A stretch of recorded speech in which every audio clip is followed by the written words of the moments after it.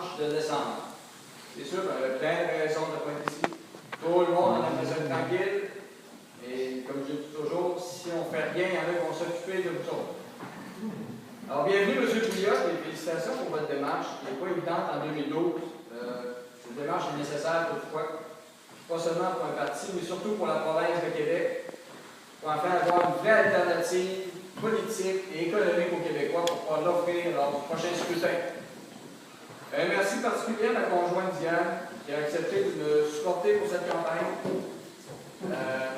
C'est pour moi qui l'a convaincu au final de finir ma démarche, mais les niaiseries plutôt du PQ et de Pauline Marois ont contribué à créer de la frustration. Alors, merci Pauline. Donc, un autre motif aussi pour inciter les gens à s'impliquer en politique, je dis toujours, regardez donc votre talon de paie à chaque jeudi, mercredi, peu importe, regardez ce qui part en impôts, en déduction, et dites-vous que si vous pensez que la politique ne vous touche pas, je pense qu'il y a toujours le portefeuille assez directement, merci. Ce sera un de leurs points d'accord avec elle, regarde, les occasions politiques récentes nous forcent à agir, sinon nous allons les subir. Au mois de mars 2013, si la CAQ ne choque pas, quoi qu'avec 50% d'anciens du le budget devrait être renversé. Une autre fois, il faudra retourner aux urnes et choisir pour un vrai parti avec une vraie vision d'avenir. Mme Marois a parlé sans gêne du succès de ses 100 premiers jours. Je vais juste en glisser un petit mot. Gentilly, premier point. Ce qui est sûr, c'est que la décision était précipitée sans analyse des coûts. Alors, les pertes de revenus font aussi partie des coûts. Alors, message à ceux qui sont en économie au PQ. 675 MW de puissance, annuellement 5 TWh, l'équivalent de l'énergie nécessaire pour chauffer et éclairer 270 000 résidences, l'équivalent de rien de moins que 350 éoliennes. Ça ne sera pas dans ma cour, 350 éoliennes, non, j'en veux pas. Non, je ne ferai pas ça, là. Alors, on va faire un barrage. Non, l'environnement, non, on ne fera pas de barrage. OK, c'est beau. Puis on se prive d'1 milliard de revenus additionnels tout d'un coup en plus. Il y a une clause dans l'accord de libre-échange historique Canada-États-Unis qui avait été signé, qui disait qu'en cas de panne électrique, ne serait-ce qu'au mois de janvier à moins 30, ben, on devait fournir en priorité l'énergie aux Américains avant nous autres. Sauf qu'actuellement, on était déjà légèrement en surplus pour les périodes d'appoint. Gentilly servait à stabiliser le réseau, entre autres. On n'a plus cet appoint-là maintenant.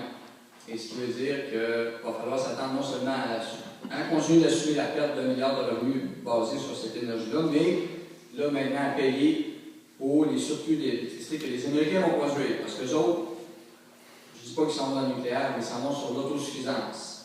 Et qui disent autosuffisance, après ça, quand ils vont en avoir, ils vont l'exporter. De notre côté, Hydro-Québec n'a pas aidé la cause en cachant divers rapports. Vous en avez entendu parler depuis les dernières années. C'est vrai qu'il y a eu des demandes de la part des politiciens pour avoir les fameux rapports de coût de refaire la centrale. C'est un manque de transparence qui est très important, plus important que les gens le pensent en fait. Hydro-Québec a aussi une dette de 38 milliards à long terme en passant. Okay? On parle de la dette du Québec, mais Hydro-Québec a une dette de 38 milliards. Avec une fermeture comme Gentilly, c'est 1 milliard de moins en plus qui saurait payer ça. Wow! C'est quel beau succès! Si au moins, Pauline Marois avait lu, au moins ça fait la page d'accueil d'Hydro-Québec, elle a vu ces informations-là. Ce manque de transparence est le reflet direct et parfait de notre gros système étatique en contrôle. Les dirigeants, en plus de ne pas avoir de vision, bon, une vision écologiste à tout prix, non nucléaire, on ne sait pas pourquoi, mais c'est non au développement, puis non aux ressources minières, puis non, ça c'est la vision qu'ils ont actuellement. Ils n'ont même pas les bons rapports pour décider. Aucun des partis actuels, en plus, ne veut remettre en cause ce système-là. Alors, que ce soit la CAQ, que ce soit le PQ ou le PLQ. La CAQ, même pendant la campagne, c'est même pas gêné pour proposer encore des mesures pour jouer, manipuler l'argent de la caisse de dépôt, votre fonds de retraite. Par exemple, la caisse va s'occuper du nouveau RVER, le nouveau petit fonds de pension qui a été créé dans le dernier budget Vachon. Ça veut dire qu'on va prendre l'argent du privé et on va va détourner vers la caisse de dépôt. C'est carrément ça que ça veut dire. Mais tout en obligeant les petites entreprises à adhérer à ce régime-là. Et il ne sera pas question de mettre ça à l'assurance agricole, au Investor, ou peu importe le fonds. Non, non. Ça va être pour la caisse de dépôt. La caisse va être obligée d'avoir 25% de ses fonds dans les entreprises québécoises. On va faire une obligation de dette. La caisse va sauver vos no-dépôt aussi. Ouais. Un autre beau succès, la caisse a perdu de l'argent cette année. Votre fonds de pension a encore perdu des sous là-dessus. Alors, le Cirque du Soleil cette semaine a annoncé que ça n'allait pas bien cette affaire. Perte de revenus, 30 emplois coupés à Montréal. Bien, il y a une petite ligne dans l'article dans le journal qui disait, en passant, la caisse de dépôt avait investi aussi là-dedans. Mais on ne sait pas combien. Il manque de transparence sur les grosses structures étatiques, c'est ce que ça dit. Alors, ça, c'est un point. Et non seulement la grosse structure pour la changer, mais la transparence va être requise. On blâme souvent les fonctionnaires pour un paquet de problèmes. Alors, par exemple, M. Pouliot a mentionné hier les 14 permis nécessaires pour ouvrir un dépanneur. Peut-être depuis 16, j'ai oublié deux. On va se rendre à 20, Si on laisse aller ça de même, ben oui. Là, c'est sûr que les fonctionnaires sont intransigeants pour l'entrepreneur qui veut ouvrir son dépanneur. Ils vont y exiger les 16 formulaires, dans le bon ordre, hein? Formulaire 38, 39, B, Z, Rose 2, peu importe. Mais tant mieux, de notre côté, c'est ce qu'on attend d'eux, les fonctionnaires. Ils sont là pour respecter à la lettre les lois et les règlements. Ce ne sont pas eux le problème, mais bien les dirigeants qui ont passé des lois stupides, des règlements stupides. Qu'est-ce qui peut arriver si on laisse aller les fonctionnaires individuellement prendre des décisions un peu plus grandes et d'envergure pour bypasser le système? Bien, ça donne le système de corruption qu'on a. Ça ouvre la porte à la corruption. J'en parlerai pas plus que ça pour l'instant, parce que de toute façon, la commission actuellement s'en charge très bien. Un excellent travail. Et je ne suis pas inquiet pour les libéraux non plus, donc pas de course à chefferie au PQ tant que vous voulez, mais la commission va vous rattraper. Et qui a créé les sociétés d'État, les organismes, la multiplication de tout ça? Ben, vous allez me trouver fatigant, par exemple. J'ai toujours un exemple qui me revient en tête là-dessus, qui est récent. Une nouvelle société minière, depuis le dernier budget, le budget d'achat. Alors, créer une société minière qui est finalement un organisme d'État qui est un peu un système de lobbyistes, 1 milliard là-dedans. Donc, oui, il va y avoir des nouveaux fonctionnaires qui vont créer des règlements, alors qu'il y avait déjà le ministère des Ressources naturelles pour s'occuper des permis d'exploitation, des mines. Et là, le PQ a dit à son dernier budget qu'elle allait s'en occuper et assurer tous les fonds nécessaires à la réalisation de cette société. Ah, ça veut dire que c'est pas open. Alors, je ne blâmerai certainement pas des fonctionnaires pour ceux qui vont travailler là. Mais de notre côté, il faut arrêter de créer des organismes d'État. Et ça ici, là, ce gros poster-là dans le journal, il faut que ça diminue. Là, il y a des bulles qui poussent encore. Là. Dans le dernier budget, il y a eu d'autres petites bulles qui ont poussé encore. Et ça continue. C'est ça le modèle étatique qu'il faut changer. Il faut arrêter cette croissance folle de dépenses irraisonnées. Parlant de fonctionnaires, on parle souvent des bonnes conditions aussi. Oui, ils ont des très bonnes conditions. Il y a toujours bien quelqu'un qui les a acceptés et qui a signé cette entente-là. Et ça donne que c'est des élus. Puis oui, il y a du gaspillage. Beaucoup au niveau supérieur, entre autres. C'est pas ceux de la base tant que ça qui. Ceux de la base, en général, j'en côtoie parce que je suis consultant d'informatique. Et ça va être très très fort. Ça donne à 100% le job. Oui, il peut y avoir des lacunes, comme dans plusieurs entreprises. Mais au niveau des dirigeants, peu importe, ben c'est là que vous entendez des histoires dans les journaux, des médias, comme un voyage dans le sud au Mexique, un voyage par-ci, un voyage par-là. Ah, on a besoin d'étudier ça, sport et communauté. C'est pas les fonctionnaires de la base qui vont faire ce voyage-là. C'est les hauts fonctionnaires et autres. Alors oui, il faut voir notre modèle, y compris la formule RAND s'il le faut. Le RQAP est déficitaire actuellement. Le régime québécois d'assurance parentale est déficitaire, parfait. On laisse aller jusqu'où le déficit? Alors, sur mon talon de paye ou en tant qu'entrepreneur, ben, ce montant-là va devoir doubler très bientôt si on laisse aller ça encore. Alors, et cette mesure-là, c'est le régime québécois d'assurance parentale. Maintenant, c'est déjà acquis dans la population qu'on ne touche pas. C'est un acquis de société. Mais ça, c'était pour stimuler le taux de fécondité des Québécois qui étaient en bas de la norme. C'est drôle, en Ontario, ils n'ont pas eu ça, puis ils nous ont dépassés. Ils ont fait de quoi qu'on n'a pas compris. Hein? Encore un régime inutile qui nous coûte des sous. Régime la Régie générale du Québec, ben, les fonds de retraite sont déficitaires. Alors, ça serait bien de pouvoir permettre aux Québécois de choisir leur fonds s'il le faut, parce que ce système-là aussi va être révisé. Encore là, on entend souvent qu'il ne faudra pas y toucher, on va laisser ça de même. Non, il ne faut pas laisser ça de même, il faut arrêter de laisser ça comme ça, il faut agir, il faut proposer une vision différente, restructurante du Québec. Et ce qui m'amène généralement à parler des fonds de pension de l'État, donc, oui, ils ont été mal calculés, sous-investis, à prestation déterminée infinie. Alors, un fonctionnaire, ce que ça représente comme charge financière maintenant, à partir du début de sa carrière jusqu'à sa retraite, c'est, disons, faire des chiffres gros, 30 ans de travail, 30 ans de retraite pour l'espérance de vie, plus les journées de maladie cumulées remboursables, sont à 50%, mais c'est quand même ça, donc ils peuvent les cumuler. Puis, en plus, tu as une possibilité de transférer le fonds de retraite au conjoint. Ce qui veut dire que quand un employé, quand l'État engage quelqu'un, c'est un engagement de pas moins de 100 ans qui vient avec le contrat. Alors, pensez-y, 100 ans d'engagement, c'est quand même pas pire pour 30 ans de production. Mais encore là, je ne les donne pas. C'est avec le nombre de déductions sur la paie et l'impôt et la source, c'est assez difficile pour la classe moyenne de se prendre des REER, il faut s'endetter pour les prendre. Puis encore là, il y a quelqu'un qui a signé ce pacte-là avec l'ensemble de la fonction publique. Alors, c'est le seul point d'ailleurs que je suis d'accord avec le prof Lauzon, qui fait qu'on peut juste s'endetter pour des REER des fois. Mais c'est posé le bon pour vos choix de société que vous n'avez pas fait, en passant. Alors, moi, je n'ai jamais voté pour ça. Pourtant, j'ai participé à toutes mes élections depuis l'âge de 18 ans. Je me rends avec des choix de société que finalement, que j'en ai rien à cirer. Je n'ai jamais voté pour ça. C'est pas ça que je voulais non plus. Mais on est rendu là pareil. Alors, à la prochaine élection, ben, ça va être le temps qu'on choisisse autrement, puis vraiment une autre vision. L'éducation devrait être touchée aussi. Évidemment, la commission scolaire, je n'échapperai pas, puis je ne passerai pas à côté. En 2006, j'étais pour l'abolition, je suis encore pour l'abolition des commissions scolaires.